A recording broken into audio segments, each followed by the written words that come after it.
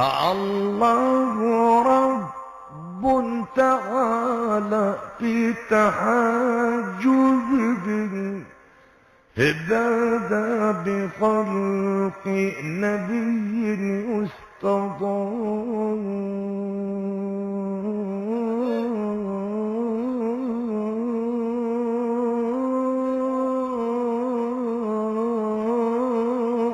به ما زال مستترا في حجب غيها به حتى أتى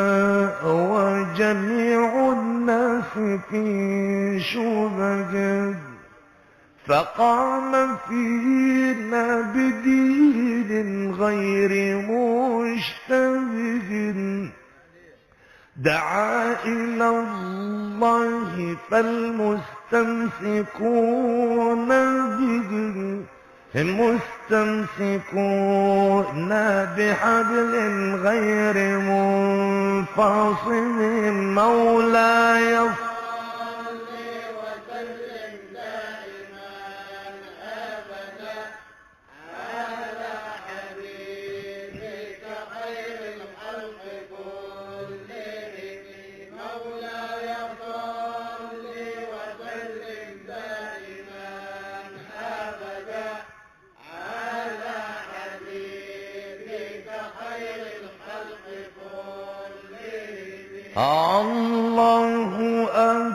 أكرمه فالبر طاعته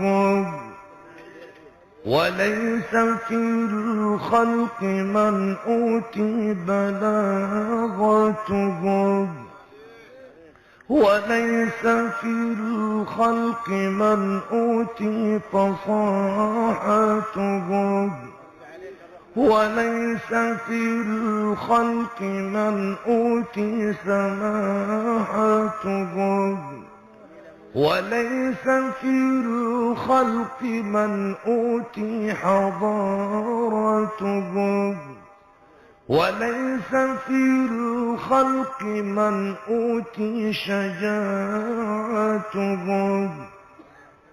وليس في الخلق من أوتي براءته وليس في الرسل من أوتي شفاعته هآتى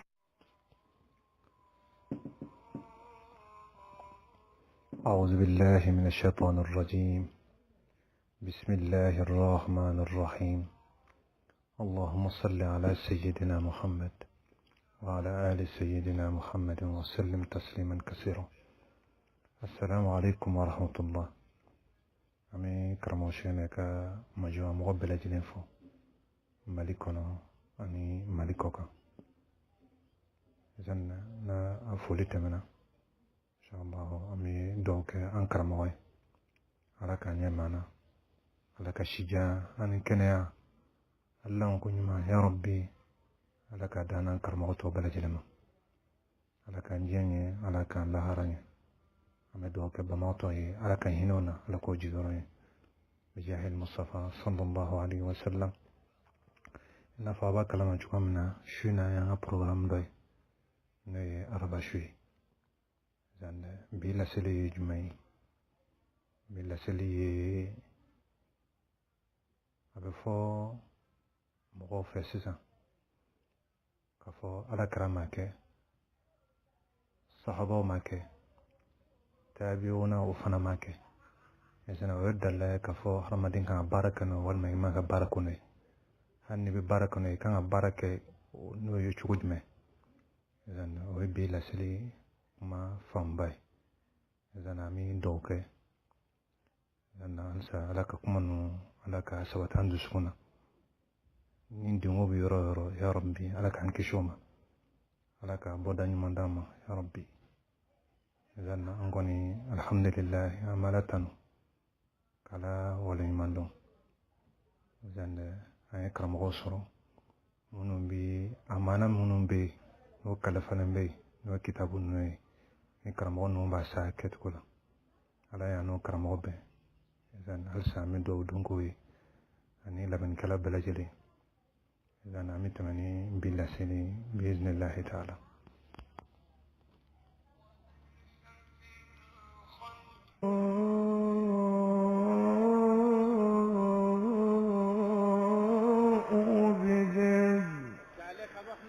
الله رب تعالى في تحجب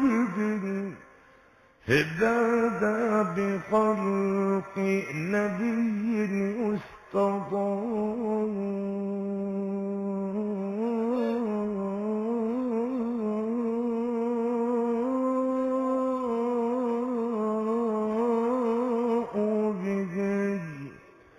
ما زال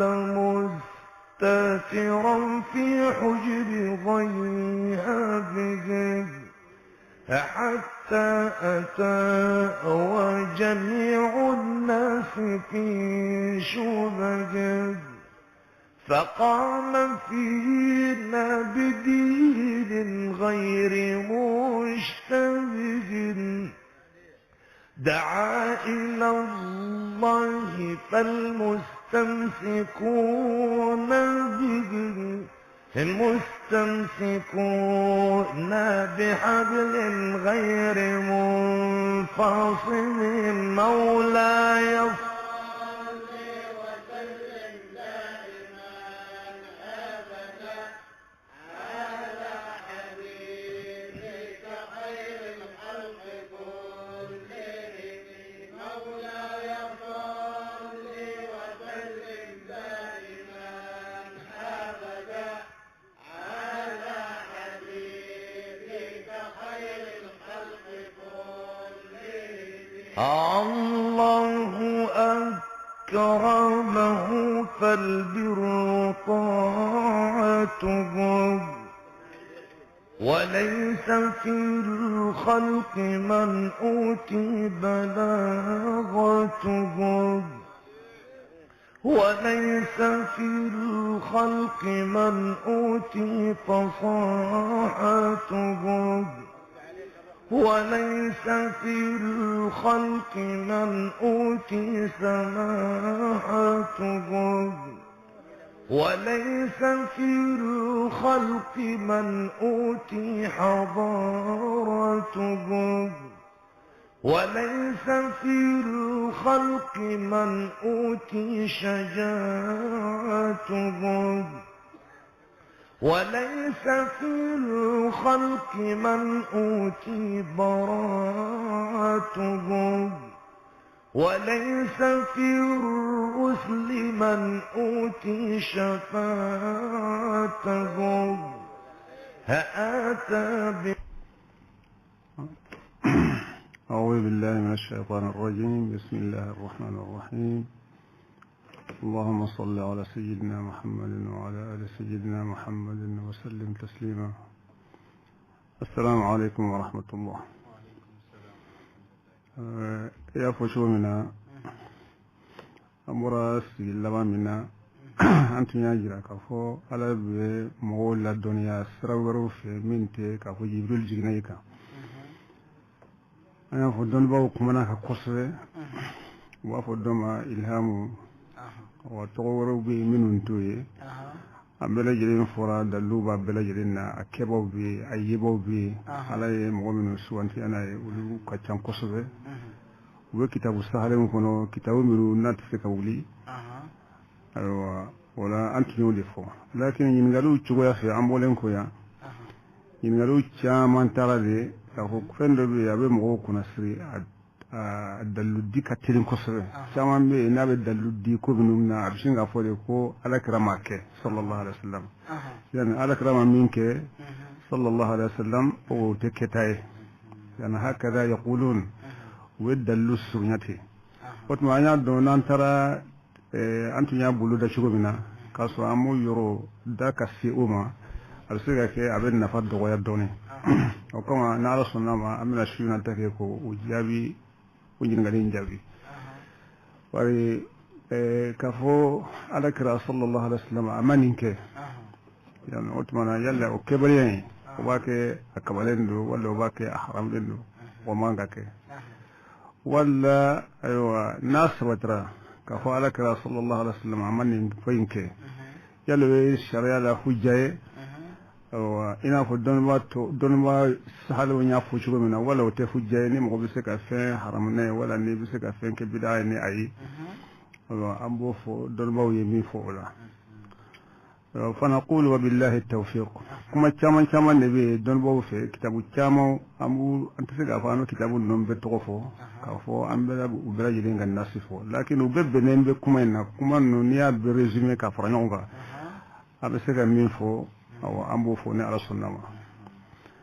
أو عدم ثبوت الفعل ليس حجة شرعية شرع دلو شرع لا في من بين دلو دو نمو نكوي كونو غني بس يكتا علوما يلا كادو يلا فين يعني شرع في نين ولا في نين توا أيوة أبي بسيكا ودوني دلو مني يلا تولي بولا ولا تولي تولا أو كتاب تيجي من فولا ale kitabu minnu b'an bolo olu bɛ jɛra ka min fɔ n'an y'u fara ɲɔgɔn kan ka kuma sonya wajibi don an ka kalan arabukan na fɔlɔ yala a ka dɔn k'a fɔ an ka dilali tɛ k'a fɔ kitabutigi ka kuma de don kitabutigi in fana kelen tɛ kitabu wɛrɛw caman de don olu bɛɛ ka kumakan de ye nin ye hali n'a y'a sɔrɔ kuma fɔcogo tɛ kelen ye dɔɔnin nka kuma bɛɛ lajɛlen kɔrɔ ye kelen ye a ko min ajal al-usul wal qawaid al-jami'ati allati taghibu an kathir min an-nas قاعدة عدم ثبوت الفعل أو ما يسمى عند الأصوليين بالترك العدمي وهي التي كثيرا ما يلجأ المنكرون ويحتجون بها على رد الفعل المحدث ويحكمون بها على بطلانه من غير إرجاع إلى القواعد وإجراء على الأصول النظر والقياس وغاية حجتهم أنهم يقولون هذا العمل لم يفعله رسول الله صلى الله عليه وسلم ولم يكن من عمل السلف وعليه فهو حرام أو بدعة أو ضلالة لأنه مخالف لكتاب الله تعالى وسنة رسوله صلى الله عليه وسلم واني كتابتي يكاكم من المي وقال باللفظ بودري أن السمسيمنو الجامعات سمسيمنو ني مسألة شامون بدو كرو awa dina ko la foka ta se jin wulima nga be dugo mo chama ma wa qaida ka fo wala min ni amasabati ka fo ala kira sallallahu alaihi wasallam ayake ala kira makke polu sultugo ba fo ma atarku tuli wa fo atarku al-adami abiko mi tarku al-adami funti atuli femin te ni yuti parce que fendo de be yuti ani fendo yore teyre o toli o de tarku al-adami am saka misal souvent me fosa nasro kasali tafika nasro tafit tumbe ala ka wasla sallallahu alaihi wasallam ama salaka ala tarku al-wujudi لكن تفير التي أما الصلاة بات في التي هذا هو الترك العالمي أنا يكون كدومني كذا ني كيري على كرامك صلى الله عليه وسلم ولا ما هو ترك العالمي بل كيري تنتي ناس كيري تمي أما دومني كناي أقول ويا دم أقول يعني مثال الدمالي ما فوق فوني شرائط مثالي يلا كوك بانه awa lame baye kitabu tige min fo o de ni tarkul adami de ni femin te na yutu ani fendo be ayutu yani ay femin te kaso abe kaso ma wujud al muqtadi wa intifa al mani kaso sawu min ba wajibi akake obe fem ba bali akana ke uti awa na yutu wa adamata nga femin te de amoke وترك العدمية ترك العدمية الترك العدمي يعني ترك شيئا معدوما ليس موجودا ما فهموا إذا قلت ما قل إن ترك العدمي وتشامان لمؤمن بكودو النكري ودلوين عندي بس من كتان عندي ما كودو السري كوكو ناس سنترا على كراكو صلى الله عليه وسلم وبافو كفو أمكي على كرنينا صلى الله عليه وسلم إذن النامك على كرنينا وكرودي وبكتي سيسا كافو أفين شينندو كاسو قوائلو بي سمسين بادو دي بي يعني رجل من بادو دي بي جسي كتا أولوما يبي فلايك أولولا ولا يبي قياسوك أولولا ينقى أولوك حجة بلا جلندي كفو هذا العمل لم يفعله رسول الله صلى الله عليه وسلم هذا كلام نمبارنك وبودي فو أو يعني ولم يكن من عمل السلف السلف فنماك السلف دي موقونه هذا كرام يبو صلى الله عليه وسلم أن مؤمن يولي أن مؤمن يستيبو أن يتابعونه أن يتابعوا تابعينه كفو لماك يعني أتما أنه لماك أتيجي بشيء كمسو نعركه يعني أتما فهو حرام وتما فين حرامي ولا بلاد ولا الضلال سنه ما يرد البدي بل كدليل لأنه مخالف لكتاب الله تعالى وسنة رسوله صلى الله عليه وسلم خوري أبي عليك كتاب فينويا أبي عليك السنة فينويا صلى الله عليه وسلم وهكذا نشوف الناس يتجاسرون على الدين وأحكامه بلا نظر ولا روية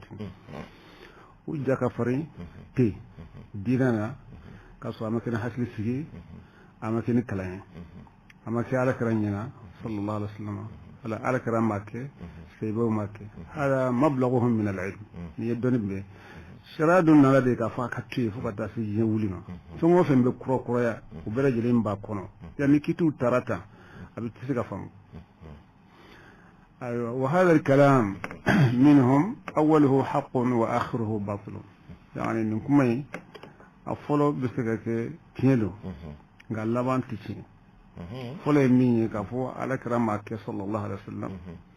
لكن اللبان يمني كفوني على كرامك صلى الله عليه وسلم بدعة ولا ضلالات وكوني ويخطوي وتجي يعني نيكو على كرامك صلى الله عليه وسلم ويجي لكن على كرامك صلى الله عليه وسلم فيليدو بدعة أو حرامدو هذا ليس صحيحا وتفوس عليه ولو من على كرامة فنك صلى الله عليه وسلم كان ينام فين ما بوفنا فين من تنبي نايا توي ودو يعني فين من تنتي يرى أمات كده أو إيه من وفنا فين كفو يبدأ يوشي بنتي أو يدو كتاب تيجو وفنا فيليري والباطل فيه ما يبدو له على هذا من تحريم أو تبديع أو تحسيق ذلك لأن كون النبي صلى الله عليه وسلم أو السلف الصالح لم يفعله ليس بدليل بل هو عدم دليل كفالك رمك صلى الله عليه وسلم وسيبه ماك وتدليه وين الدلو تموله ونفو بدك دلو دتي ما فهموا إذن ودليل التحريم كفوفين حرمين دو إنما وبكده بورود نص يفيد النهي عن فعل الشيء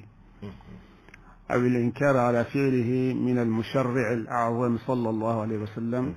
أو ممن يقوم مقامه من الذين يجعل سنتهم هي سنته وطريقتهم هي طريقته يعني حرم يدلوا بكده إن سننا ركرة صلى الله عليه وسلم مما جرى كفول فين كتوي فين كواتيلا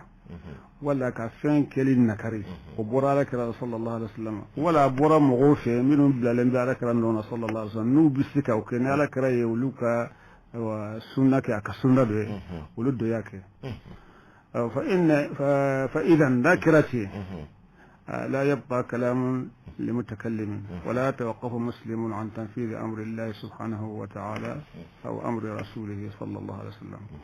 لأن ناكرتك أفو كوالدنا على كرة صلى الله عليه وسلم ولا مغضب من بالك ركفنا لك رأي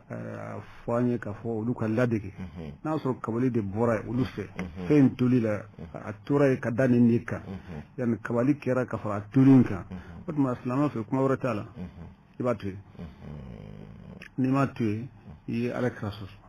ويفندو دي فرلا تولين كسيسان كاكي شريعة ما فهموا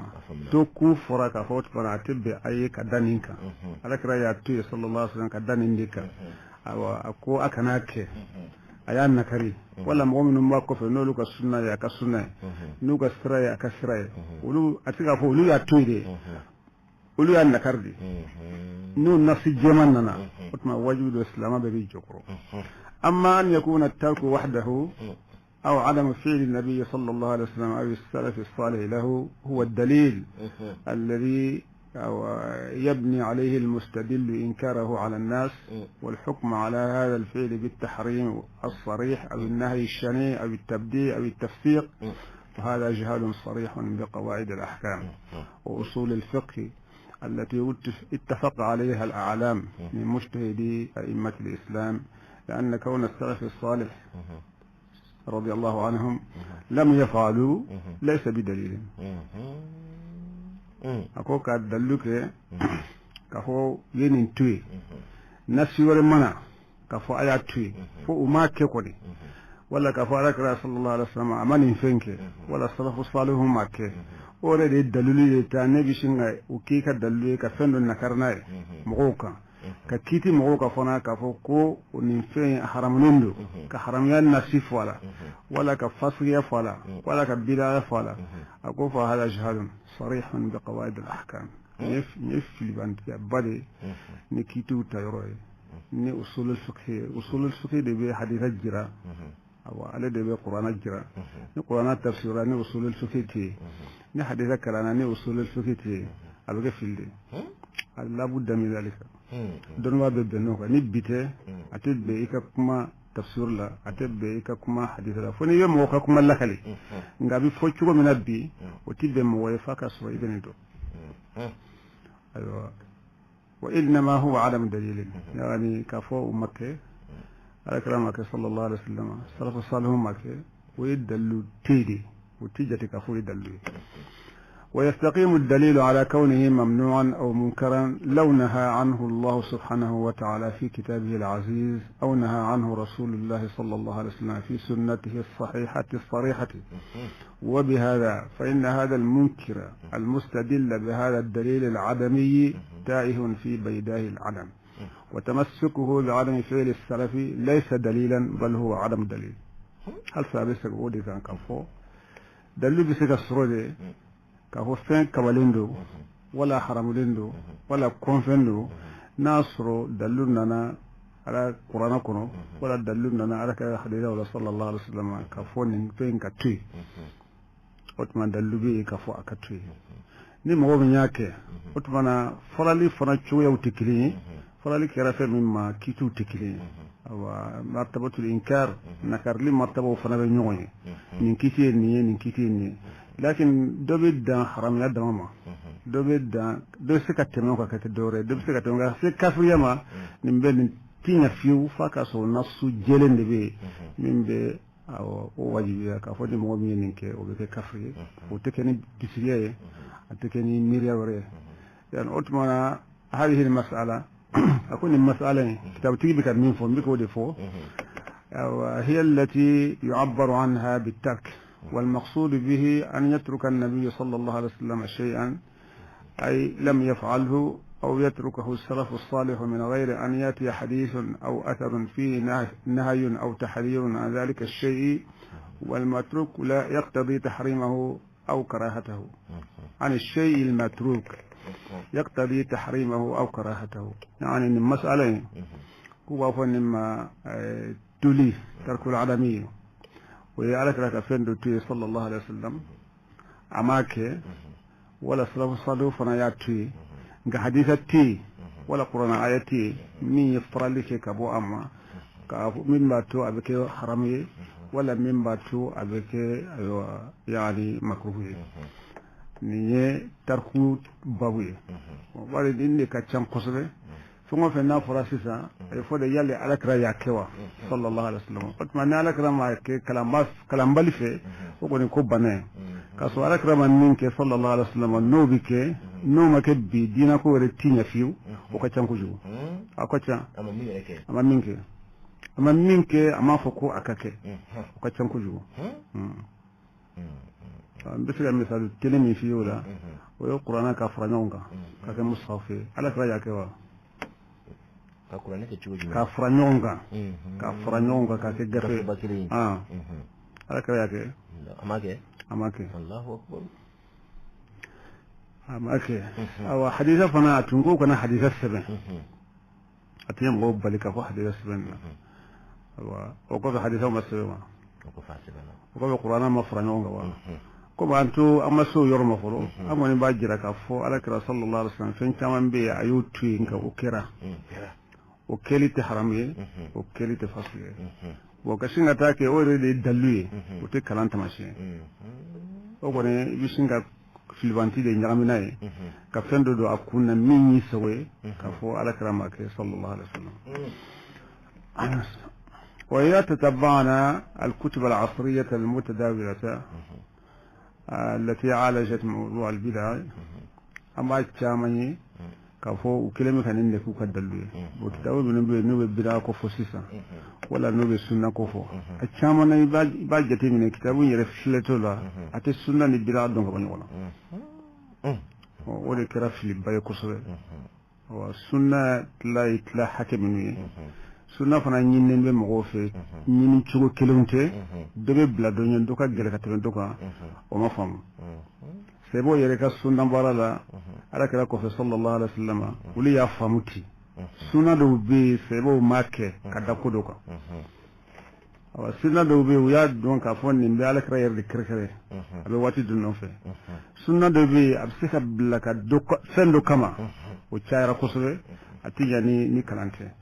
yana o tuma ni kitabu minnu nana sisan n'u caman bɛ nin fɔ ta k'a fɔ alakira ma kɛ sallallahu alaihi wasallam sɛbɛw ma kɛ u bɛ sin k'o de kɛ k'a fɔ bid'a don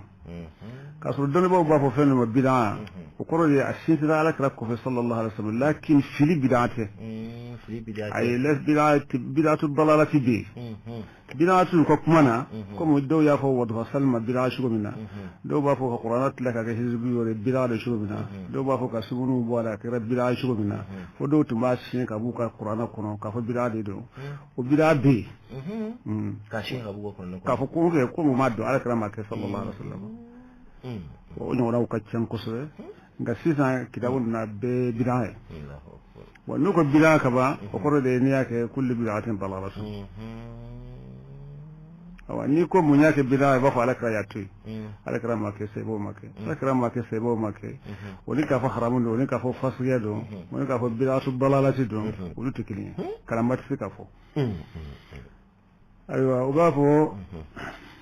من أحدث في أمرنا هذا ما ليس منه فهو رد موي من السندم لأنك كوينا في أمرنا هذا أنك نكوينا قالك ركوتي صلى الله عليه وسلم موي من السند سنتي أنك كوينا نوت على كوس سجل ويسي كتوتي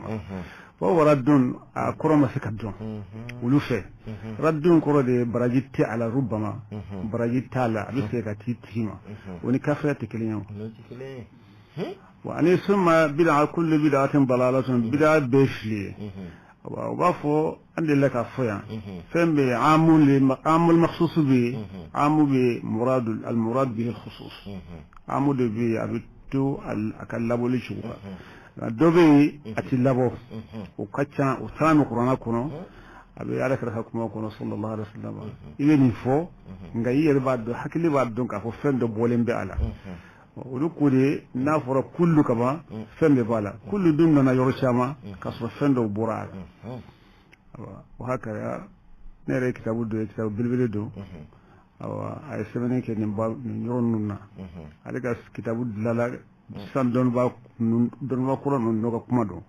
kitabu dilanla k'a fɔ fɛn minnu sintira alakira kɔfɛ sallallahu alaihi wasallam ni alakira m'u ye n'u ma kɛ alakira ɲɛna bid'aw don bid'aw do o tiɲɛ parce que bid'a fɔcogo ka ca bid'a lɔgɔwiya bɛ yen bid'a sharaiya fana yɛrɛ tila ka ca a bɛɛ ma se kafiriya ma a bɛɛ ma se fasigiya ma c'est ale y'a bɛɛ kɛ juguman de ye k'a kɛ ko ayiwa a kelen kelen bɛ bid'a ye wa bid'atu dalalatin o tuma n'i ko bid'a ka ban filibanti ye nin to ye bid'a don karisa to ye bid'a tigi don o kɔfɛ kitabu dɔw bɛ yen olu fana bɛ bid'a fɔ ka cɛjuguya kosɛbɛ k'a fɔ i kana bid'a tigi fo i kana sala kɔ i kana hadara janaza la i balima min b'i ni ɲɔgɔn cɛ i k'o tigɛ bari alwala wal bara'u awa o bɛ silamɛ bɛɛ kan ka taa mɔgɔ wɛrɛ ma min tɛ silamɛ ye yani ka kɛ mɔgɔ fɛ min bɛ ala fɛ i k'i yɛrɛ bari mɔgɔ la ka i yɛrɛ tigɛ mɔgɔ la min tɛ ala fɛ o tuma olu fɛ mɔgɔ bɛ nin bid'a ninnu kɛ sa o fana sen b'o la wa a kɛra a na tiɲɛni sababu nana sa kama fa kabira di wala wala ngata ka fam bida mi kitabu be bida kitabu mi mbad la san ka sebe kitabu do be islamo bla nyonati do de kitabu yele sebe fana bida do ore sebe bida ore bida do bida haka cewa na kara bida ko ne ma femi sintira ala kala ko sallallahu alaihi wasallam uti ban foka da jinya wuli dungo do bike lakin bid'atu dalalati de kore ni mo bi yere ci ko la mi sintira dina ko la bon nu ye fendo ga sa mi ni binaye ni ko ni bira wa ko ay ko ni jinya ko de ko ni de shara ko to jinya shara ko مثلا احتفال بالمولد النبوي الشريف امور منك مولود الله مولود منك بفودي قد دلت لما كفو على كرامك صلى الله عليه وسلم على كرام توكيو على كرام ماغا كوكي رفرا لكن وبس سندي كو من كما على كرام حال اي صلاه من فوق باي سيدنا بن كبولا وي ماجيني موتا فو يبوكيو لكن عملك فو سيدو تي ولت كلي على كو كرادو ما وسيدنا وحصورا ما سيدو فولت كوجوي لكن لا على كرام ياتي هذا تواضع منه صلى الله عليه وسلم غاي باي موبي تكبرنك نفنا كما كان سيدنا فو بري هكذا قال كلام صلى الله عليه وسلم أكن أنتنو مؤمن من أبو سيدنا ومولانا كو كنفو كبر كوي إطراو تنيو تنو دغلين بك فو على كلام صلى الله عليه وسلم أك هذا ما دنيا كنو وتي إطراوي وتي تنو دانتمي دي دامد آت النصارى في نبيهم كفو على دندو وحكم بما شئت مدحا فيه واحتكمي وما تشونغو فني وتي كلسكو فو على كلام صلى الله عليه وسلم عبد الله ورسوله ويعدم كوي سبب من يالك رتنو أسيلينينا ما بيت عبد الله ورسوله يكوروا لي فوق بنا سعاد يالك رتنو أسيلينينا فيا كبر ربو كدي أما ما بيت عبد الله ورسوله نيو كبي ناصر ننتقي سبعينية بمغرب سر مين ينكري مغير ينكري يره كبر أيكم من فوق كو أتسها كفا كودو فوق على كرنينا إذا فو بيعرك راه براد فاعي ولا بيعرك راه براد دون كتمه على كراك صلى الله عليه وسلم يعني نكو شنو يلي مبرج دينك كو سنترا على كراك كوفي صلى الله عليه وسلم يا كتاب دولا قصينا تكيبا سوالا دون بادو ابي حديث كتاب النوندو فصلي وني اي كبو كمودو ابي فو اركو على تنيا لازم يعركا جمعة بس ركعتي دوكي abis wakati dogo juma ayo nganya yareka kunga nana laje ko ala karamake sallallahu alaihi wasallam ayatu kalama de do ha ko kuma ko so walla bila ko re madonde bila ko madonde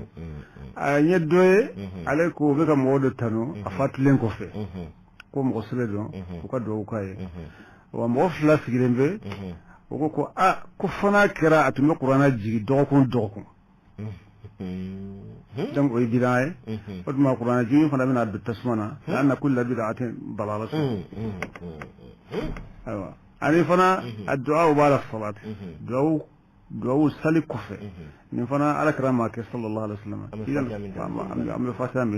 fatan minta sammihi ma shita ka fo fata do ka fo du'a ko ni be ke sali kufe awa na ayikano sali farda dote ate sal fana tien wa salamu blalen ko fo te sali tien tu mo be ga fa salamu blalen ko mo mina msumi be sali tien tana otman ni min bata o bata ni min te do ke o be wulgata lakin sharti de ke chugo do de bi se ka bo bidara nga tise kafriyama ate se sali tien ni ma ate se te sali kasako ate se te sali ni misri na mara be fatata anote fangelen fe أنا شرطو فوليندو من بعد ما شرطو تين من بعد ما تين أيوة كدوو كسالي كوفي أو سنتالا وتمنى يودولا ويكحكي لدوي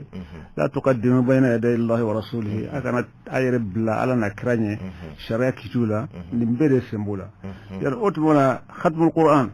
فين تمام بي أمبي نمثال نوفوتي دوت سبترا ندلو بروي كيسك مغو caman bɛ fankelen de tabi ka fankelen to yen kalan tɛ sɔn ma yan kuma caman carinen bɛ yan kuma wɛrɛ bɛ yen min t'o ye kuma ka di dɔ ye ka tɛmɛ dɔ kan kuma nege bɛ dɔ la ka tɛmɛ dɔ kan dɔ fana bɛ sara kuma na dɔ tɛ sara yan otuma wajibi do e min ka fendo wala e mi courage soro ka teme doka mun be sarala te wajibi parce que mo de sigre be kilaje ka fota aka fota ni mo bi nya be ka fo tiye wore te o te goye o te kodo de do o bo ngo ko mo ni ay baye babbi do ko be denen wala o de do o li tan ko ani sallallahu alazim folu o bela yenen ka fo ala kara sallallahu alaihi wasallam amuke ay mo yi manganci ni bela ko ni be bidan yar ko kama gwankodo ni kalanti ni gibe shara ko nyana bo awa atise ka famu aywa ani fana aywa koloshu masalan ka koloshi ta ka zikru kana koloshi ka koloshi ta ibe zikru kana ko fana kana ke bare o bidaye koloshi tunta ala krabulu sallallahu alaihi wasallam koloshi tunta ala krabulu idan kashingo ke koloshi haram yae ko yere ke bidade sa ko ni ko kullu bid'atin dalalatun wa kullu dalalatin fi an-nar ko shi de bitasmana sawa atigi de bitasmana mais sisa uli atigi de bitasmana so de bid'ata atigi reo bid'a ko nasra be fenna be ke ko shi yere de atigi ko shi min bulo o re ke bid'a ko ne yan ko beddu na wala za kalam balay asawi ani ka fo azkaru min be ni be alafo ala ko foke kafo ikafo ni hakena wafo ko zikru yere ko richi nga hake foli ala ko ibiraye ni ko ilhamu dunyoro mu'min de ni haramu tare ishe ala ta ilhamu dima ay Allah sika kalanke wa wattaqullaha wa yuallimukumullah fa mo ngoti halaladu mo ngoti sinena mo ngoti sinyena mo ngoti si innina ala ta dima Allahu akbar ara hada ala kira sallallahu alaihi wasallam abe kirana bina wati bina mebo mo de chela atabatuke kito mo chela wa waina kito mo chela lawul hadith la wa idha marru bil lagwi marru kiraman ite ila hamsro woni etasro ani mo wala tasro lu tekelo wa ulula ko fen shaw bina ala be mo do doniya ala sanula idan otmana mo be bonyo numa ala ka jom fana ba ta jom fe ujigi kanya atula puisque ala kutaba tasro ala taddi ajuma shiu ay do kacha ubena da amparake ilham mina misalu doddi kofe nasira babu manala sunama sheikhul islam ibn taymiyah rahimahullah ayo minun fo ala do kuda hadithatu la shiu ayu dan chogoli na le mutu ka fo haditha manifo nga yufo ka fo alayhi nafaye ayufo mo min mana kenin nafayin bi adona chogoli lilhamde aywa wa ni ala ma ilhamu di ema ne ko mo atenu bolu fe ko be akasro bukhari kono akasro muslim kono fembete bukhari kono fembete muslim kono fembete hadith kitab no fukata jewli mo goddo be bo ala kran numa sallallahu alaihi wasallam kono nuna e min be ala kutala ede tasro ay min duskum may ede tasro e min taala kraka saraka sallallahu alaihi wasallam ede tasro e min mana kalam min ka kay jirani woso ni fenyin nay ede tasro to be fukata jewli والأرض لا عن قائم مجتهد تخلو إلى تزلزل القواعد واتب مصيبة فقط ودعني دخولي هو زلزالك كي دعا إبراهيم العربي رحمه الله ونين ونو كتاب التعويذات عند من فويا كتعويذ سبق القرآن كنو ولا على توسب كي تغني ولا كي بشي min be ko ala kramake ya da anyo fo babu tebenenna ka jiranga halbi amesaka ka ko min minu ganyin galin na tulin yira dama kama ala kra ya tuy sallallahu alaihi wasallam ga beke don ba sebe be benakan ka fo abeke don ba sebe fana yake ibn qayyim rahimahullah ibn taymiyah ka kalanendo ibn taymiyah yire rahimahullah ka fara ka kalanenka ka fara ahmad ibn hanbal ka fara ahmad ibn hanbal dinka ka fara mo cham woroka minu yake ni fa kitabu bambulo wa sikatola ulu bedalu bisikadi wa summa wa ne kitabu ye min torin kama wa okori ko hali abe salma foni minunke ala ka sawar jarana herada ala ka sawar herada ma ko be bid'a ko bare ko sebo make ko sebo make abe same sebe foni wala ulu ko ni tiere la sebo make mo ma fam kalan kuma ta tuno akara ni kuma min laceta za ko sebo make e ma sebo ye ima sebo yebo ye kitabu te ebulo minya fo sebo kanake me kitabu be min ko sebo ko akanake wa ibo de nyine ngano tala fo kumainta hada huwa almira wal jidal fi din na fara sosolika to dina ko la o de ni na la kara ya la gushi sallallahu alaihi wasallam kuma dina ko la ni fenye ite femin dalu tibulo ite femin yedo fasalu ahla dhikri in kuntum la ta'lamun don berati gido yan ni wona chama aywa o de bambulu sisa kama go bla nyona ti kama go bla nyona kama go kodo nyona ka salama balmachi ni bidaye ni shirku bida ka nga do femin du shirku ka nga do femin du fem bisiga to mo bisake balmatike la ilaha illallah fole ko fe o kaddo no de mana kitabu dilla ka di mo mate ka fo ka bidati ka dara ki dala tigala ikana fo ikana hadra jarazala ka swali dun fe nun te foyi islamana mo shise ni shite kuma ka fo ko itese ga dalu so ala ko daga lendo don ba do de bisake ta fola ngi baso kemi bare be uli ya fo ka daga ni don ba kilinya haramu don ba keme be miya daga utma ni fendo ni abake ni dangane wa abi donc afo chama me fami fe o konne daga ne wa ni na nyono chama ni be na bi fo ka fo tolidi alakrama ke sallallahu alaihi wasallam o de kama haram yara o de kama akrabila ni islamu ambe kuma min fo sana ngata ne kitabu tiga kuma ni islamu hakira ni hakli bana bi ni hakli banna nabe islama yara korodo nabe alakra sallallahu alaihi wasallam nabe alakra yara ladigi ambe sebe min fo yenin ke man ke namu lu ladigi islama fle chugo bi nabi situation bi nabi ni kuma no foli awa la gushido ate foyi nyona fona yu sagi kofe adu sagara kofe an sagara kofe ka se hakami nabi awan kala dila ka dawna inshallah islama jamono la leke afo kuma wurete minga nga fonna ni nu hanna so no betasa hanna so bilawodo hanna so khilafu bula afo kodo te mimba wajibiya ka fo kuma bena fo wati do kuma bena fo yorodo anganga moloya ka masala fengo fembe ni khilafu bala ka pawlu kunna bembe minun kunna ka kulu khilafu ko no ni saraka tuye afura ka tuye ni miya ke fana o tigi lo ramene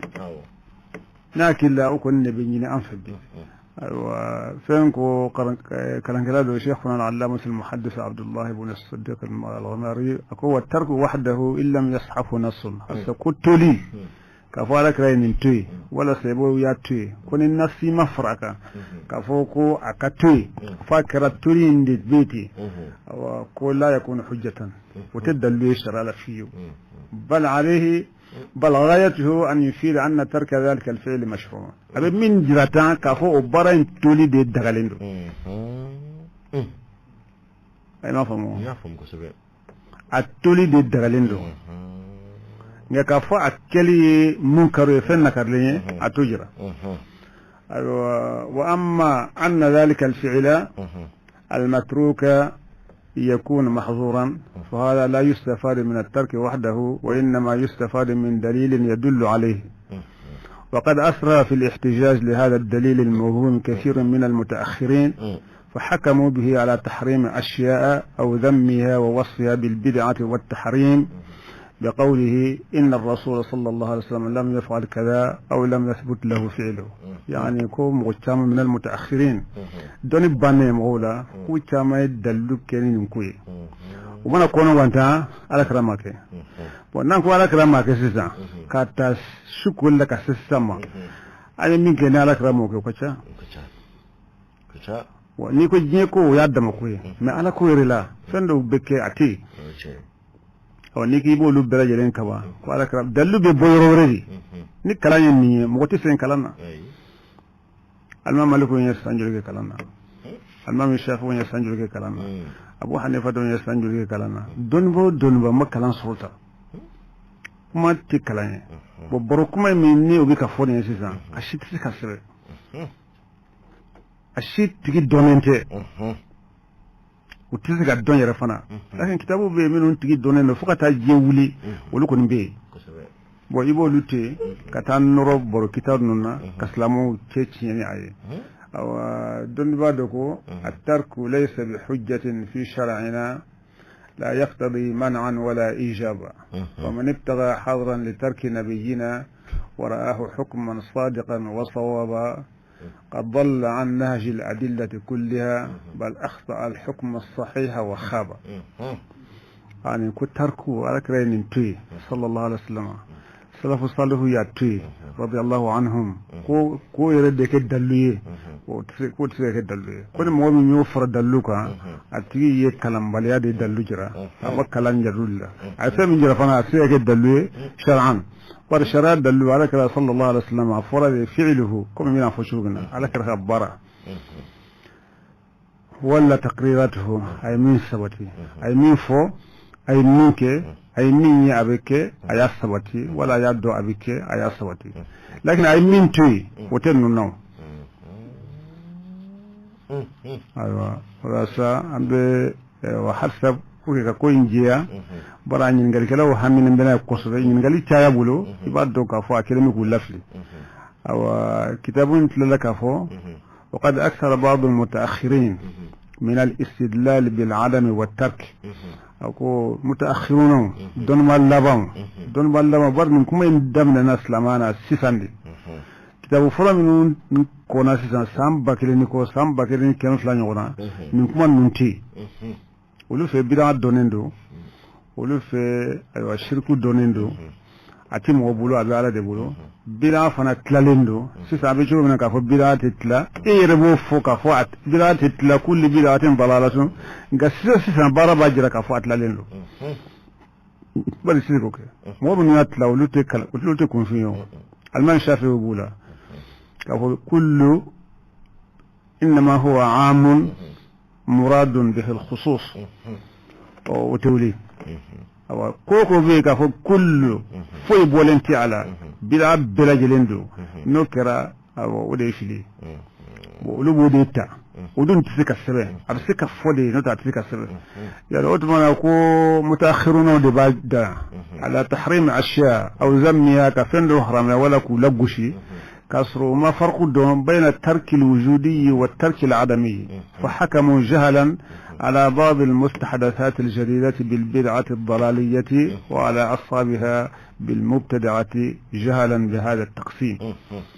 على كرام نينك يكون يافي ما دبنا نشوفنا صلى الله عليه وسلم أما نينك كسروا أبي أما كده أما نينتي كسروا تنتيري كلونتي فمن بي نا بي ركرا يا صلى الله عليه وسلم اما سونغاكي وادما كوي فمن بي نا تنتيري نا موكي سو سيده دالبي او فمن فنا توري يباسرو تكون دي بالا ابوفو ماني ابي حراميا ولا اصل في الاشياء الاباحه هذه سبب النعمه تنفولا فون بلاجي لاسلي كفلا دبي دوكو لاسلي كافو فون دغالندو دوكو لاسلي كافو فون حراملندو لسلتو فون نونكو يعني دوكو على اصل في الاشياء الاباحه لاسلي فونا كولا نشراكي تمنا ينفمنا ويكافو دغالندو لسلتو دبي ولوكو على اصل في الاشياء التحريم الحظر كافو فمن ندلو بنانا كحرميا ودي لاسلي لكن ببن باكا فوق فولين ودي صابي ودي كما غريماي على اصل في الاشياء الاباحه فون لاسلي دي دغاي على كو وحل لكم الطيبات فون فني وتفنك نوي فنيماي فركل ما نيما ودغالندو وهكذا لسول كتاب بنامينكا وديني يعني أكو وأفرض في استعماله بعض المتنطعين المتزمتين بحجة أن النبي صلى الله عليه وسلم لم يفعله أو بحجة أن الخلفاء الراشدين لم يفعله كدو يدان تمك كوجو متزمتو دي من يدينا كو جلياك في حكي دولا على كرام السي صلى الله عليه وسلم أما يني موفي إكالا سي قولوا كوچاما حرام يعني كوچاما كبدعة يعني بارك فارك رمك صلى الله عليه وسلم ولا حجة خلفاء مكة أقول هذا جهل عريض يفي البدء awa alfini sorra kalan to ya fe bar kalan ditti ka songuluma ni mo ndum ka kalama se kan nguluma ka wonyona imanka kuma dira kula mo wonni te sunna ni bina don ka wonyona haramane ne ka kuma ni te shirku law do ka wonyona haramane ne ka kuma ni te nifaqu hakaw do ka wonyona haramane ne ka kuma aywa mbal mo halsa ko be ajo jega fodi magana ka bo krufnandor mami mbambulo koro o anfa anankara mo no o Muhammad Al Mustafa wage kabo barawuli babbe femi ka o mo we ngal mununke halsa abo wala wala dila kan ga judu 76 48 58 90 76 48 58 90 Malitel 65 28 83 28 mo brama jere bi bolo yalama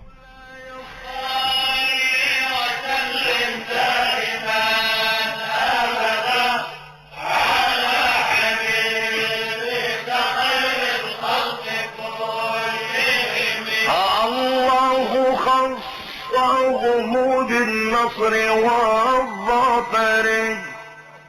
أَنَّى يكونوا فلا يخشوا من الضرر كم جحفل مزقوا بالمرهق الذاكر شهيدهم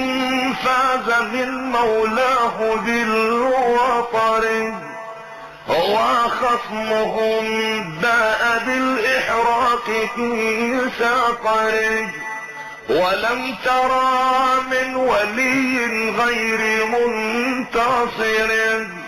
به ولا من عدو غير منقصم مولاي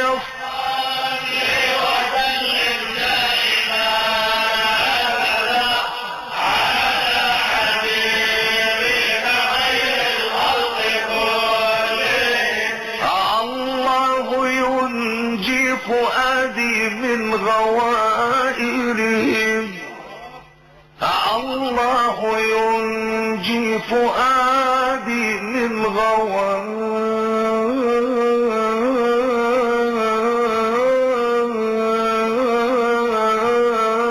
غوائرهم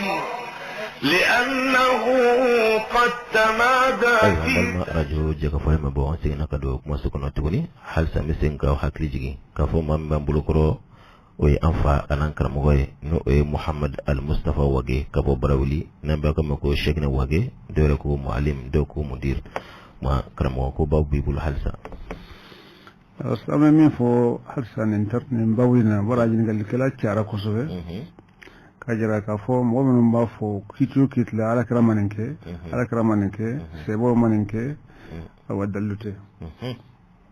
dallube nyini chugore dlante dalbe no ma ke fo fendo de ka fara ke balenga do te dallute ko sobe ina jira kala ndona yoro chamana bay journaux kono be fendo haramya ka fo ni manga ke bar salafu make mbaye kitabu goro kono ka fo salafu yake mbajira kala ndona uflabe yabe ninyado ko sobe ala sabili misal ne hakilta la kacca ganet tumbe journaux nu yini o kama parce que ni demso mbayiti unyete kitabu minu ni mo kango ko kuma mine wi tani min kuma baru kuma nuyiti bo cieno cieni ban fe ni baru kuma nundir kalam kuma ote ala kramake sebo make ken ala kramake bilado ni bilado kullu bilatin dala ne ma do be femin do tasmana ni naw ha كل بدعة ضلالة إبو فسلا وما لا إله إلا الله فوما إيه منفسلا إتبنا حقيقة ني حقي لك واتجي بدو تسمعنا أتجي بدو تسمعنا نينو صدق الله فولي صدق الله كلامي كرسي تالي مولود كلي كوي سرير تلا سلامو بك نيوم فقدني كنا بنيوالا سلامو بك فقدني كنا لسه إبس ويفاني سلامو دو دكان نفولي بنيتولا بنيبولا bajuli fara sisan misra nin dokwinna sumalen konna bajuli fara iraq bajuli beka fara islamana dumudo be la ilaha illallah muhammadur rasulullah mo shite kuma dokuma kame ayi ngote kuma ngobe kuma minnata karsa beninke ate ayani adabe kama ke fla akanga ke saba akanga ke fla akanga yake kilinye ono nyono siddu shaw aka le woroso shawalla aya bulu bine aya bulu jigi aya kolosita aya kolosibla nunu nejo ngate balaw de minum bika ke islamo de bika beke islam be fara bi yahudiya kan naflo tifra nasara kan naflo tifra islam kan naflo de bika befra misri bika cije kono bi islam naflo de bika misri yatima be islam naflo de yake yatima de kosre islam au kafiru nun de bitla ko yatima de nun tatu ka réfugié politique duma wala ka réfugié katami ko jabani ka tubalo an ko ambe mankanci wala tu ko bu ko nasara e ka dogeke aqillu alaina la abala li abikum min al-lawm aw suddu al-makan alladhi saddu sai ka fi wujjalake uyemin ke ko ke lakin anta man kain da wade anta nyon kursi islamai kota yale anya kewa da wuli sisan islamai muso bunya islamai muso keta dona wuli islamai demsun haketa kan islamai demsun haketa iko mu go nye chilendo nyeta ala muso be chugo mina islamai jibano ko unyeta ala demsun be chugo mina islamai jibani ko ala kala sallallahu alaihi wasallam atul amila ajrahu qabla an yajif araqhu ay baraka laka sarada ma sana wo shikaja jonum make jonum bebba est ce que européen bebba mo do ka saraka ni baraka fe tishike be ka fentawa be ka ratawa aka islaman ni bislamaya islaman nana chugumina ani min be bi ko islaman nami ka nyon negene we ote ay islamaya ko akaketa yala ambo kewa bo ambo ko bawde to kata kono ko fende bida edo ka fo be kitabu dodla ko sa nabi makanchi ko wa sisa anye islamu ye nasaro ka shariauta yul tobla ala tanye bo be présence yi ko sanduru be soja si ko sannani ko lo foramini ni hakili makuma yarewa ko foramini o to ko na kete akasi funa karatana o le kama luka jawanu mo salen yarbe jawani mara asale ko abi ka jawani mara asalen ko awu ta wampe ko ga shugo disa ay atifo ni an ko bo abula jelen fo be ke ko rede do be bodon ko wuli lamre mbin ko min be qur'ana kono ne kala mawdo mo chama ga kubana mo kuma sawalena yo ge famole benye bala wa harama dendu wa fo dafa yele yel na folo ki reka le budon ki reka le budon fongo fembe ni masala do ni fongo kelimbala bi wallahi aitu anka be o kwa ka slamake doka dolo zrabere mo shiti ka khilafu wuli ka boy ay o mo shiti ala kala nyina khilafu kira sallallahu alaihi wasallam kira o yare daba khilafu kira na yoni mo woro khilafu kira mo wa malika o yare daba san khilafu kira mo ko tisika khilafu boy ay khilafu de ka jugu nyonye khilafu de masailu minna usulula do be frola bo pour que kam go fitna ko kana seka nyam famu fiu wa ko fro ni usulu te shariala ba be usulde ni mu kuma ito bulu faratala o koro de sa ikana foi pardonner mo mona fongo fenke nane tatebe ma o fana kele koy absuga ke iba fa yare ko de kama trasawe ka ku chamanci ani nyonte islama yere ke kunye kanu minni balma minni kiliyami o tiga ke akad ke abe yorobe ka islama jamani ka na fara islamu yere min jigina ka ba ala fe o kitabu ya qur'an de gana fara islamiya islamisme ni min be fo kitabu tolawo kitabu tola be sika ko krayo ati fo krado me be kelen be do sigilen ba be kuna e be sra de umma wala kelen tibe ni e groupe de sigi e o lutay ni mona groupe de sigi ne o lutay wa est ce qur'an ko do to o de islamiste ne fani min be ke islam jamani ka yahuda de ba ke wa nasara de ba ke islami suke nan mo na huwa ni nasara wolu daga ne kala ngace an kan yare lebu do kan yare dilane hakilla ode do an har man de min lebu do itisaka dilaw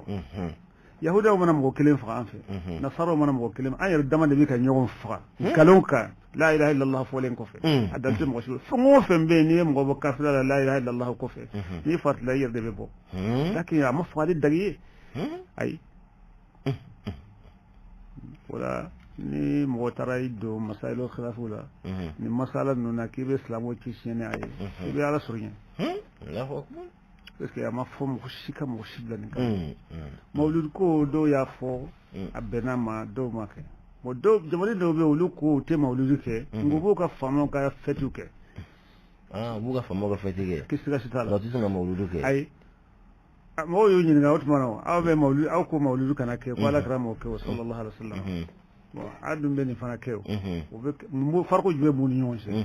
ko min ni mo ta ka ko cigo ko sobe amma ka ko cigo fo mo ye bi a wanta kuma yarti kuma tefi ay kuma sti Allah ni dimo ko o twana kan yare cigo afrique tiena ni be ama boanye ni bela ne de la kuma do fo ya mbolen ko do telephone ci do ko ni yake ni funtini yar dama ko wa de ko slama ni rabati kini ngot mano ne be ni nga rabu bede krayo rabu bede kray ni halen rabe kile ko man rabu bede ke krado wala ya me ka fo rabu beso na krala de sallallahu alaihi wasallam ni nya gen ka bo akaso rabu do wa fendo ne ko man kwan ko on islama tekili anga islama la je islama ya ala kira de nanana ya sallallahu alaihi wasallam ala de ka fusa daven bela jelen o je nga ko la fadla lil arabiyyin ala ajamiyyin wala lil ajamiyyin ala arabiyyin fadlu bika bittaqwa na sray in akramakum inda allah atqakum anka ala ko minowi anka na ala ko min yambeta yambuta ko kuntaw wana nduke ko boyambulu ninde islama jamani chama sagi ko parce que luti ta nyefe dongo do be korlen ko do de wuba be korlen do anga anta masola anka salama kayo ni man kan tumasian so wallahi salama aw malila samba kele nyefe samba kele ko sere ni kuma nun tunti ayi fiyo bolo frawtu be sere mais salama be kele salama be fala salama be bala de be bonya dote do la tien mais ça kuma re be kala do la tieni ngelera kuma re bekara do lebuli ko tala tu fatala tu kharamotala tu ko tien la part al makhluq fi mafsad al khaliq yani iyo lu fayango yakaba wode mafsad al khaliq o kelema ayi est-ce que yayi mo godo debe minu njira biranina mo bunyati bika kuma ta ka bo a chula ka ke kore min ni ma bo kama ne ko na hakilla ni ayasro qur'anat we qur'an tafsiri ka ko bien ربما نسينا يوسف كو انه ربي احسن ما سوايا وباك كافري ولا يعوذ بالله بس كو ربدو ولي ودو جمنا كمان بفكرني دنوكو يا اكرم الخلق مالي من الوذ به سواك عند حلول الحادث يا دانفون بريفيلي الوذ بك ايوا فين بس من مؤمنا من بفو حكينا ما بفو حكي امسكا فو فبما mumboke kwanyina nalako ko mali man aluzbi nyas sebene ka fodi kafrede wala yazbillah mobe mo kafrede ni nyona kuma kafrede tisega ke ni kuma si kasro nyewre bala ko mo kuma na fora na kafrede iltamis lahu 70 tawilan tawil biulo ngola la alla yafuka daninka la alla yafuka daninka la alla yafuka damo ni ma tawil sisro ko to ka fo la alla lahu uzran lo rabai ni hakille minna ma foka nin de mo sewuta ay kam mo ka kuma ta ka so fuka ta kafriya bo kono ko salen ko ni san kebe juli be ko kafriya fo go here ya akram al khalq ala ko jumon metu ayi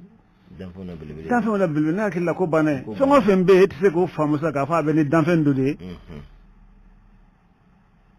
aluzu bihi mbes o te ka faji na ala ko ayi وبكن دافن يشكو من بكن عليه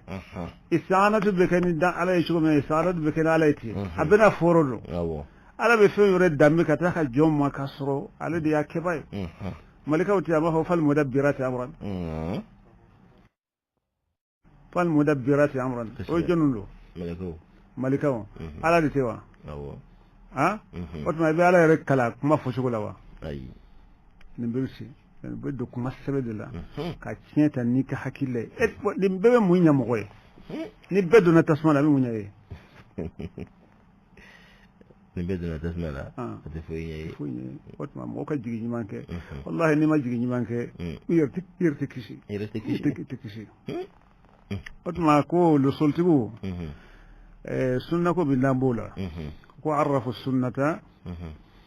بأنها قول النبي صلى الله عليه وسلم وفعله وتقريره سنة اليوم على كرك كمان صلى الله عليه وسلم أنا كبارة أنا يمين سبتي ولم يدخلوا فيه ما تركه في جملة ذلك لأنه ليس بدليل ما فعله الرسول صلى الله عليه وسلم على كرك منك ولا من يعفو ولا فهم النايا السواتي كافو أما فهم فالا وقرأ كافو أكاي لكن أي من توي إذا كتاب الشلاكو فرسولنا كافو ما فعله الرسول صلى الله عليه وسلم أو قاله أو أقره أو تركه لا وما آتاكم الرسول فخذوه وما نهاكم عنه فانتهوا على كرأي صلى الله عليه وسلم أي من فاي أكوك أيوك أي فرق ومما أيوتي أي من توي نامك وبيوا أي من توي نامك أي من آتاكم الرسول أي برا منك ولا يكون من فوق أي على أبوك وما نهاكم عنه يعني أي فرق ومنك مثل أي منك أكوك وكتشو بعدنا وكتشو فنامبي وكتشو تكليني وثم عنا ما نهاكم عنه أي فرق أبو فيما نيفلا سبنامبيو ويا أي منتي أبو مغشيس لك وفرا أو السنة كان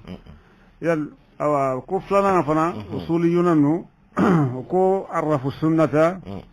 أن الحكم هو خطاب الله وقد ذكر الأصوليون أنه هو الذي يدل عليه القرآن والسنة أو الإجماع أو القياس والترك ليس واحدا من هذا فلا يكون دليلا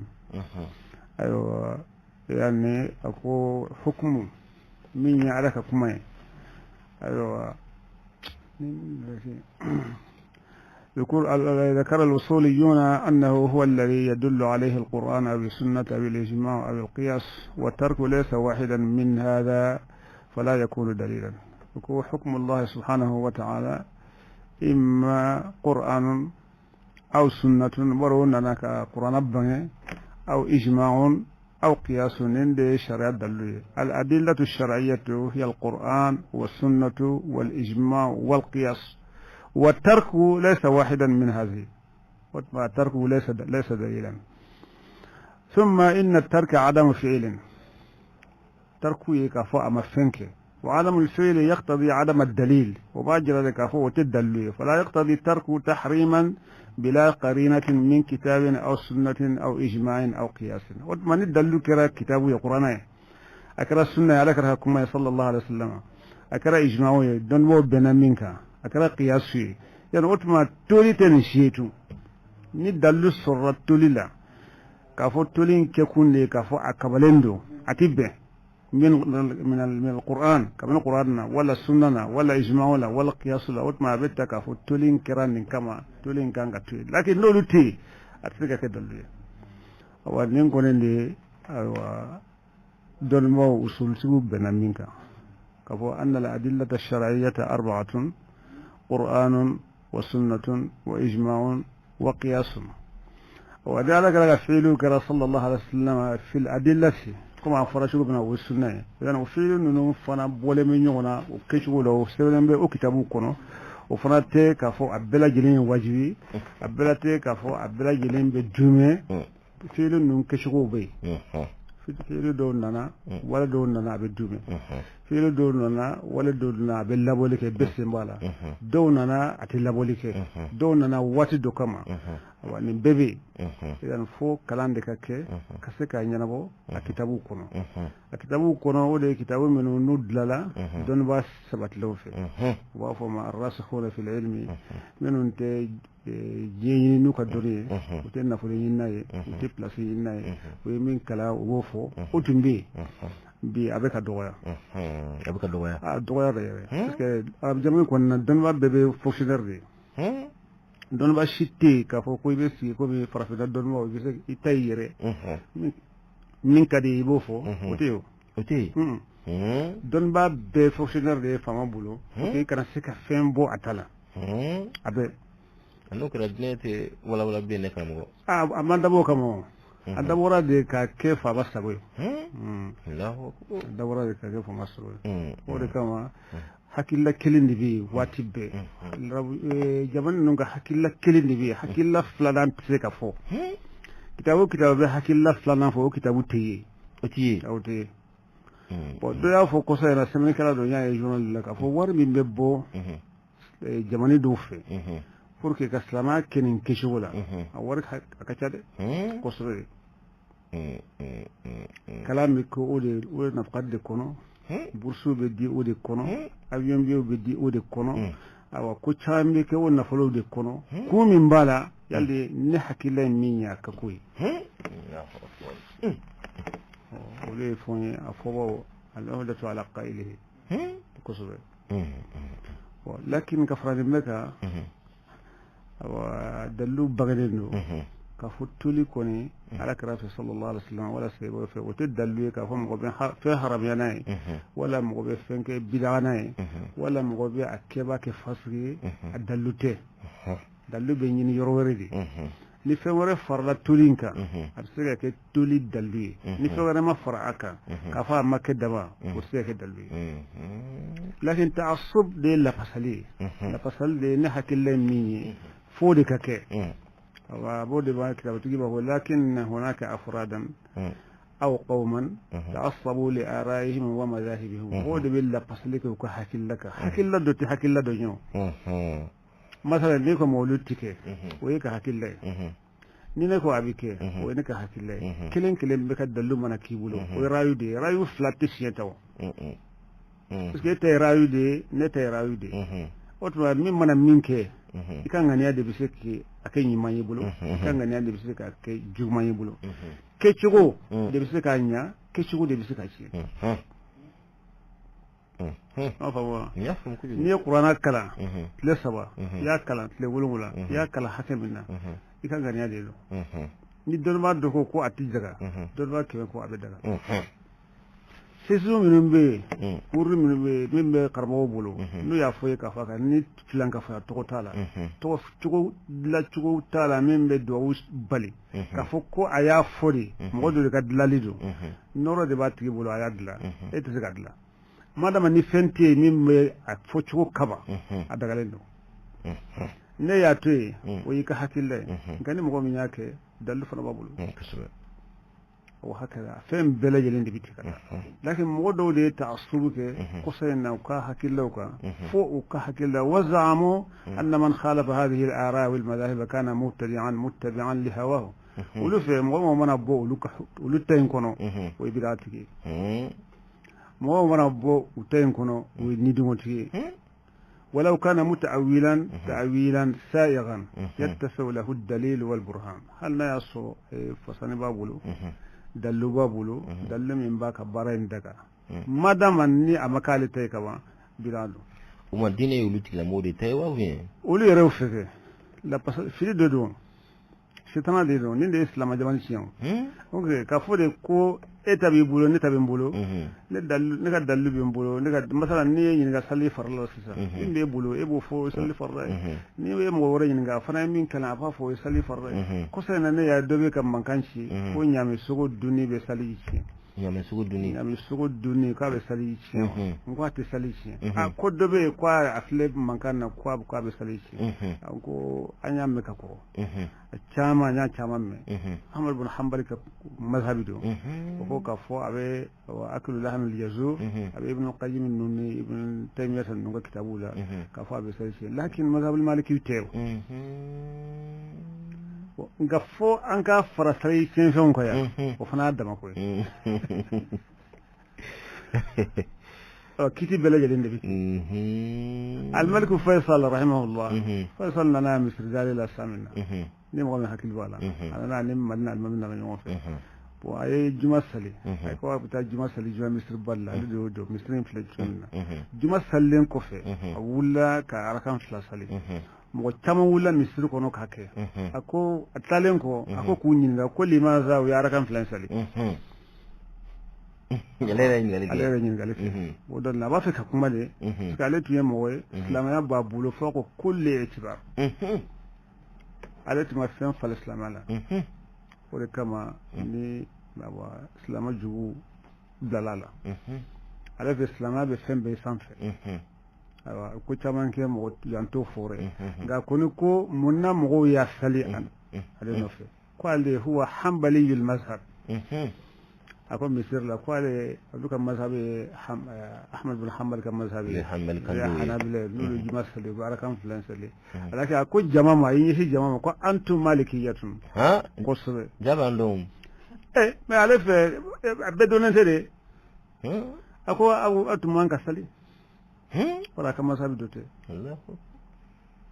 وإسلام بكونون ولمغودي على على كواتي لما فو أبدا كفني ينتهي أي حتى أنك قرآن كلامه فيلم من كان من مصر قرآن على كواتي لما كيو ناتم القرآن من بلا كان جبنا من قرآن كلامه يرى منا أو قرآن ده بيناي شنو أتمنى شنو أكيد بلا كسبة أي سكتوا لا شيء على ما كواجبي فات بكا كلامني نما كلامني ببانغال ما بينا على موكي أي والله والليل لا سجدت به ولي فنا ولي تمك كلام مدينة مصر كونو نافي سام بيجولي كي دوغو سام بيولو ولا لدي المامية بكلام بقراءة ورشد وفلقا كدوناني والله والليل إذا سجد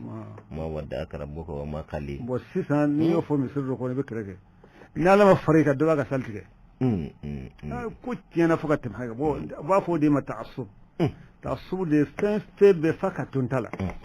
ونون نسلمانا أبيتشين يعني ما أكو كأن رأيهم ومذهبهم هو المقياس والميزان أو كأنه الكتاب والسنة والإسلام وإنا فاتوي إلا بساليك وكحكي لك إنا فولوك حكي لك دي قرآني إنا فولوك حكي لك دي السنة إنا فولوك حكي لك دي إسلامي ودانتمي ديزو إسلامي صلى الله عليه وسلم أنني نبدي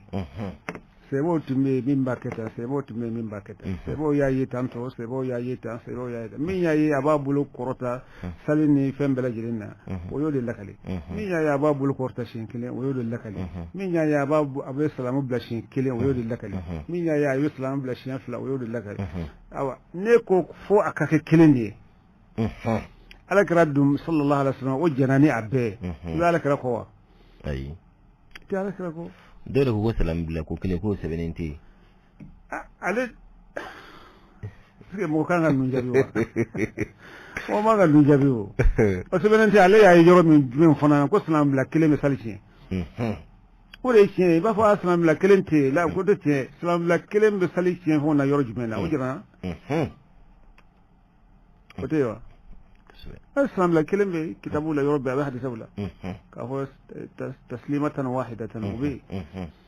مقولن كوتي إذا كوتي كانغا كم كلام كورة لوا نو مانغا كم كلام كورة مقولن كلام دانني حكي لي بانكا إيش يعني كلامه وقد نجمع عن هذه الغلطة الشنيعة عن تفرغ كثير من المسلمين شيعا وأحزابا نكون كما اسلامون فين فتنين كما بره فين فتنون ذا بمسائل الخلافية يدون ما يرو نوكا بكتا بدون ما وريمين كوا بكتا كما غفر فرلا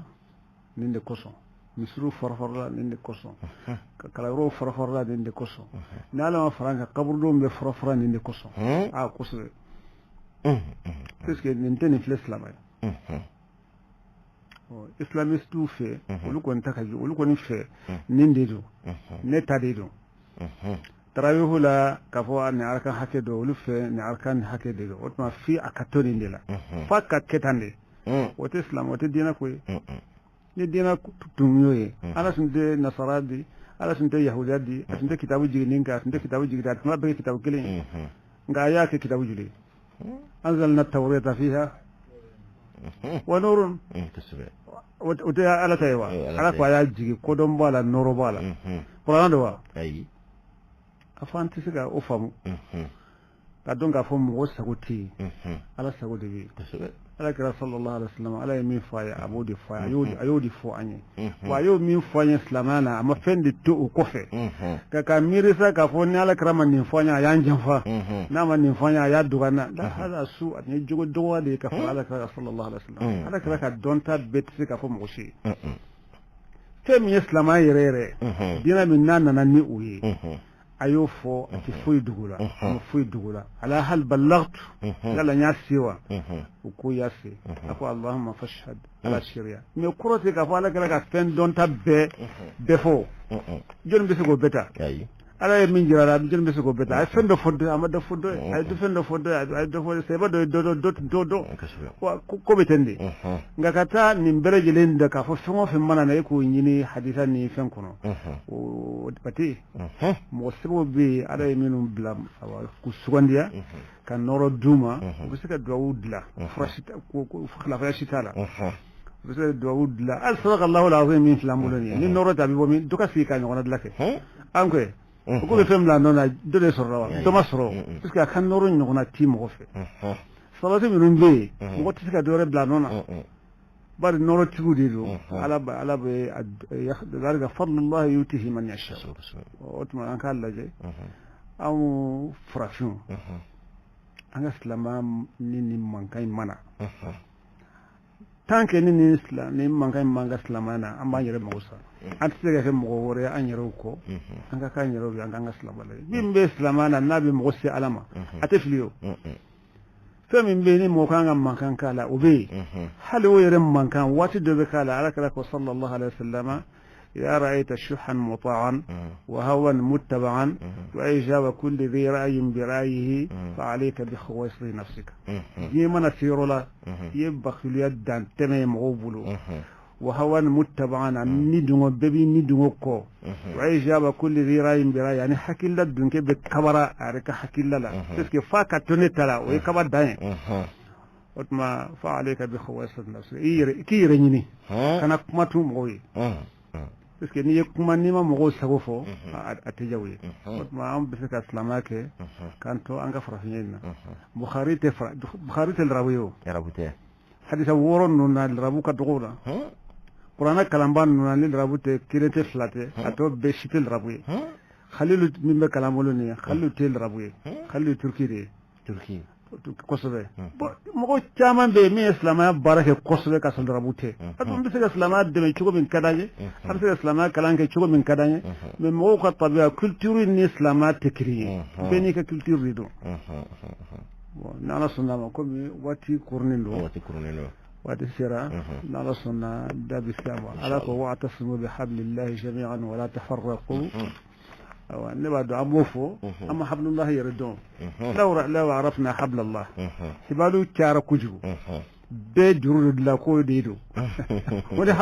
حبل الله المتين كو لا إله إلا الله دي محمد رسول الله أبسك الدفاع أبسك النغشي سلو بسك الدفاع نيو ينكاد نغشي نيو جوغو بين نيو لكن فين كيرين كوندي دينا يدينا كيرين دي يدونا ماشيت سكي بو نعم الدفاع سلو بينا على شيء ماشيت دون رفنا تولا هم يقسمون على كهين ما شيسك على يرد بدلا على يمين فنا دار جانين كم وبيدور جانا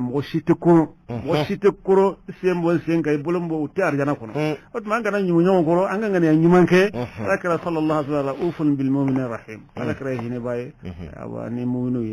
ابي مكارولا وتمان كاكوي على كريه صلى الله عليه وسلم أنك هل لدقي أكجولا لقد كان لكم في رسول الله أسوة حسنة وأسوة حسنة تكو فتني ويجوزي وتشكلوا فناي وتفي السنية دماء وتجعل موجود دماء جل مبركان كجو بي دسورت دسكونتا فلو كلام تنيه karamɔgɔ bɛ mɔgɔ dɛmɛ dusukun bɛ ɲɛ cogo min na ka hasidiya bɔ a la ka juguya bɔ a la ka yɛrɛ bonya bɔ a la ka fɛn bɔ a la lakin kalankɛla bɛ kɛ nin falen bɛ nin bɛɛ lajɛlen na ka s'a dan na kana nafa bɛ min o tuma an ka dugawu kɛ ala ka sababu ɲuman kɛ ala k'an bɛ sɔn bɛɛ ka ita de siɲɛ bɛɛ ko e de bɛ kisi ala de bɛ kisiba dɔn mɛ an ka silamɛya kɛ ten k'a fɔ bɛɛ ta bɛ se ka se ala ma ala ye furansire ala ka hinɛ ka bɔ wasi'ul maghfirati wa rahmati wasi'at kulla shay'in mɔgɔ si kana mɔgɔ si bɔ ala ka hinɛ kan ala ka hinɛ y'a yɛrɛ ta de ye e bɛ mɔgɔ dɔ bɔ ala la ala o b'a la ka tɛmɛ e kan kosɛbɛ mɔgɔ min bɔ ala ala yɛrɛ de b'o dɔn mɛ arijana kɔni tɛna kurun fiyewu k'a fɔ n'a ye ɲɔgɔn sɔrɔ a kɔnɔ a bɛ kɛ i bɔ dayɔrɔ la i bɔ sen kan o tɛ yen o tuma i hakili sigi ala ye arijana da k'a fɔ mɔgɔ o mɔgɔ bɛ don bɛɛ de bɛ don fɛrɛ t'a la o ma a tilali ma kɛ e ɲɛna i sen t'a la ala ka fɔnɛsira de bɛ mɔgɔ don mɔgɔ si ka batu t'i don ni ala ma ɲɛ i ma o tuma an ka ala deli ala ka sababu ɲuman kɛ ala ka ɲɛ an ma an k'an jija an yɛrɛ kun na an k'an jija an yɛrɛ kun na bɛɛ k'i jija i dusukun na ألا إن في القلب مضغة إذا صلحت صلح الجسد كله وإذا فسدت فسد الجسد كله ألا وهي القلب so kudur kelen be farkolo la na nyana farkolo bebinya na ciena farkolo bebicien sakra ko sallallahu alaihi wasallam o diskunya ma an kan jija be sali de kata misir la jije diskuna be jaka boy dige diskuna be da maga sango sai jije diskuna men te bo misir ko ne jije diskuna ni diskun manya ni shite foyi wallahi shite foyi fo diskun ne kanya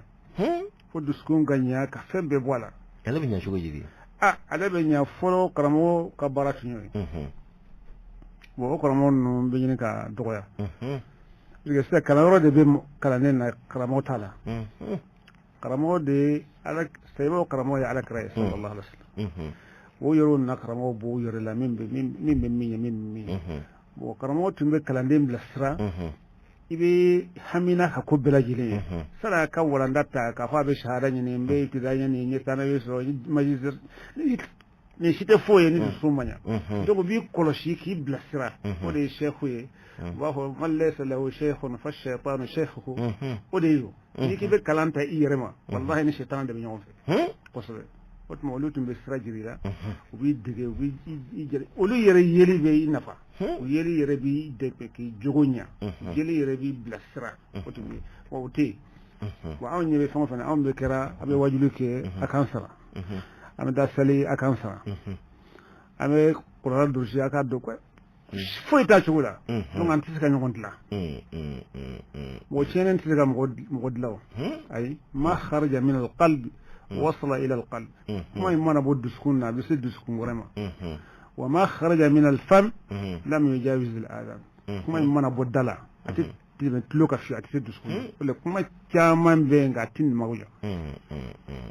فلو كرمو يري يرد ما يكلاه قصة يذكر المرأة إذا رآه في تصوفنا أصلت بنعشر تقول أيري يري بحق الجيال لا o de tun ye karamɔgɔ o de tun b'an dɛmɛ mɛ o tɛ yen karamɔgɔ tɛ yen tun ne bɛ kalanden ɲini n bɛ n sara de ɲini kalo sara n sara ni n sara ɲɔgɔn na a tɔ y'i ka ko ye n'i ka kunko ka taa nin de don foyi wɛrɛ tɛ yen ko o tuma kalanden bɛ se k'a fɔ karamɔgɔ kalanyɔrɔ de bɛ ne na mɛ a t'a karamɔgɔ dɔn ayi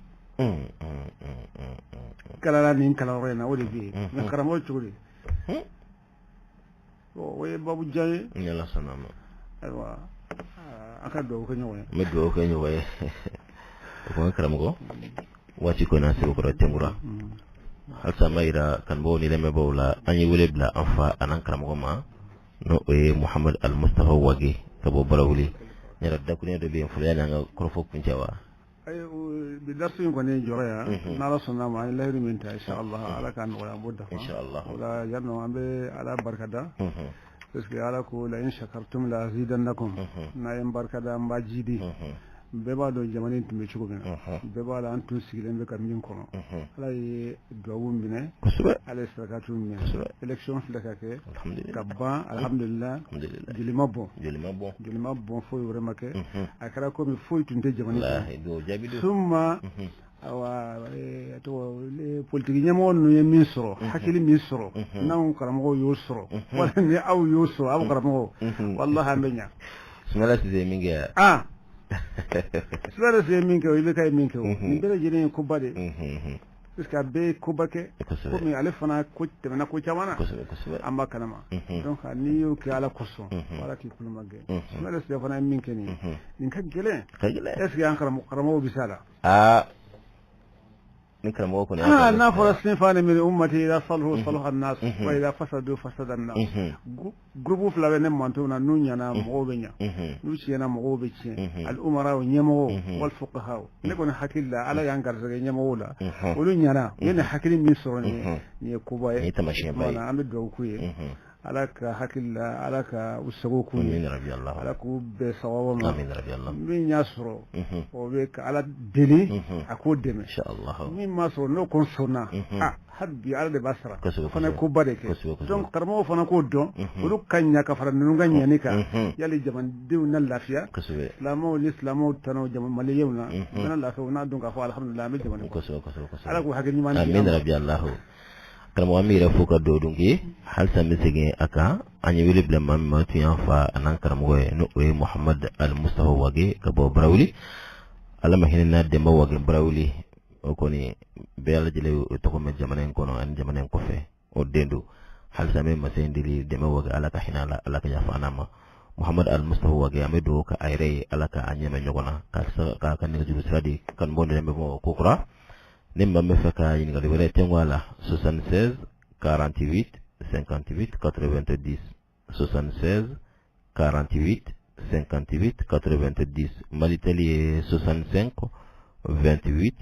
83 28 65 28 83 28 Orange ye 76 48 58 90 i bɛ 7 kɛ ka 6 kɛ ka 4 kɛ ka 8 kɛ ka 5 kɛ ka 8 kɛ ka 9 kɛ ka 0 kɛ 76 48 58 90 Malitel 65 28 83 28 maa min kɛra sababu ka kuma sankɔrɔta o kɛra Burama Jara ye n'an k'a ma ko Benson o kuma b'a fɔ sa ala ka sigi wɛrɛ ala k'o yira an bɛɛ lajɛlen na wassalamu alaikum wa rahmatullahi ta'ala wa barakatuhu مر النحات عذبات البان ريح صبا وأطرب العيس حاد العيس بالنغم مولاي أسرتهم ومن تكن برسول الله نصرتهم إن تلقه الأسد في آجامها تجمي مولاي